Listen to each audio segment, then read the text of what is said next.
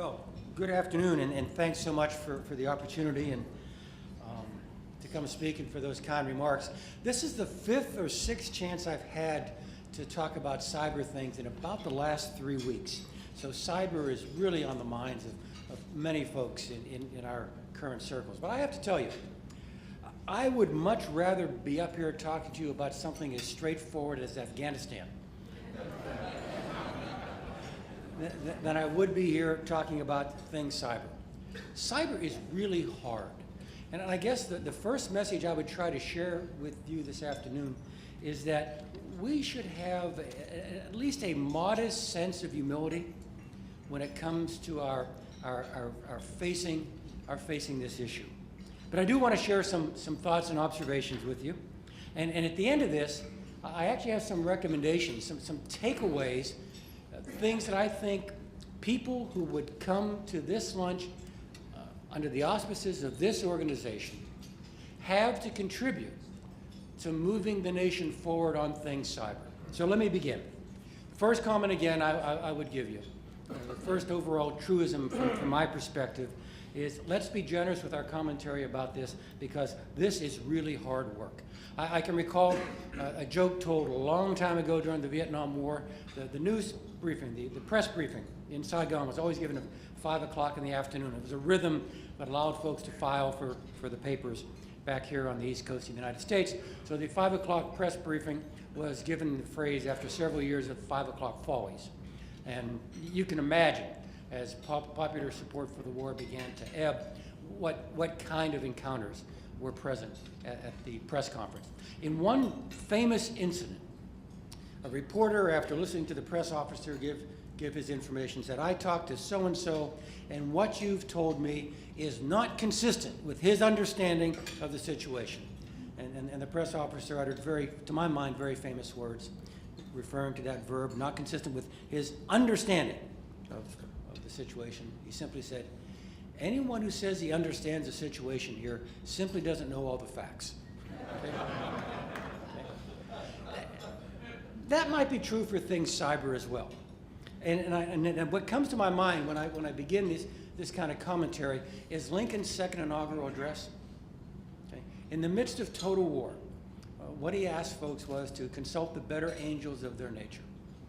And so I would ask you to do that when you see public servants and scientists and policymakers and international diplomats struggle with things cyber. I began to touch this in the late 1990s, as indicated as commander of the Air Intelligence Agency down in San Antonio. And we came up with the thought inside the Air Force and began to push it as Air Force doctrine and try to propagate it throughout the Department of Defense's doctrine, that this cyber thing wasn't a machine or a technology, but that it was its own domain. That it was actually, that if you began to think about it as a place, it would begin to liberate your thinking about things cyber. And so we quite readily had a mantra that said land, sea, air, space, cyber. Okay? And it was a place, well, since it was a military organization, it was a place where we would go to conduct military operations. And it was, I will tell you, it was incredibly liberating. Because once you began to think of it as its own place, then you began to embrace it on its own terms, in its own right. And you began to realize it had its own laws of physics. It had its own geography. It had its own characteristics, like it's characterized by great speed or great maneuverability, or was inherently global, or was inherently strategic. I mean, all of those things began to just set up your mind to begin to optimize your ability to operate in this new space. Okay? But I must admit, I mean, we're doing this at an Air Force base. And I actually had what it was I just showed you now. I actually had this discussion about 2 weeks ago in one of those other half a dozen events down at Maxwell to an audience of 3 and 4 stars. Now, Maxwell is the home of the Air Corps Tactical School. That's Billy Mitchell. And all those big thinkers after World War I who were apostles and disciples of air power and were trying to think, how does one move this air weapon forward inside American military thought or inside American national thought. And do you see the parallelisms? Okay. I got a new thing here. It's in a new domain. How do I begin to think about it? And the thought that came out of the discussion in Montgomery, Alabama a couple of weeks back was that, and you have to know a bit about Air Force history, but I'll explain the reference in a second. In terms of cyberspace, we have not yet sunk the Ostfriesland. The Ostfriesland was the German pocket battleship that Billy Mitchell used as a demonstration in the early 1920s to show that they could actually sink a battleship from the air. Okay.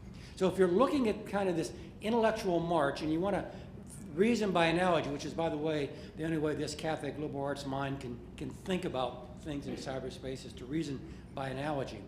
If you compare it to this thinking about air power that characterized American thought over the 20th century, we're kind of on that same trajectory, thinking about cyber things as its own separate domain, but we're way back in the development. All right, there is an awful lot of future in front of us. Now, I left the Air Force as an assignment. I stayed in the Air Force, but went to a bunch of joint duty assignments. And I left it with the Air Force thinking about cyber as being a domain, a place where you can conduct operations, you know, like land, sea, air, and space. And I came back to it just a short time ago. And everything I've said is true. It is a domain. And it's very liberating to think about it as a domain. But people then, as they kind of unwrapped it, began to point out some things that made it different from land, sea, air, and space. Number one, it's the only man-made that the only domain that we made. I've taught you about it. It has its own geography. It has its own rules of physics. The Creator didn't do it. We did. And I'm not quite sure what all the implications of that are, but I think they're rather profound. Another example where it's not quite like the other domains. All of us with some knowledge of military history can think of any of the other 4 domains and think of a battle which took place entirely within the confines of one of those domains. Battle of Britain took place in the air. Battle of the Coral Sea took place at sea. Pick a medieval battle of ground combat. It took place only on ground. Now, a lot of battles cross domains. A lot of the battles have impact across the domain in which most of the action takes place. But in terms of the cyber world, I cannot think of a military action. And again, my coin for discussing cyber is generally a military outlook, but I think it applies to all aspects of it. I cannot think of an action in cyberspace where something just doesn't go pop somewhere in some physical space. In other words, it really isn't just a video game. Things really happen in the real world, even though it might appear to you that all you're dealing with is a virtual reality. Back to that other thought, the only domain that is man-made, then do you have to accept the geography as it's given? Can you change it? And since it's man-made, in a way that doesn't exist for the other domains, can you actually destroy it?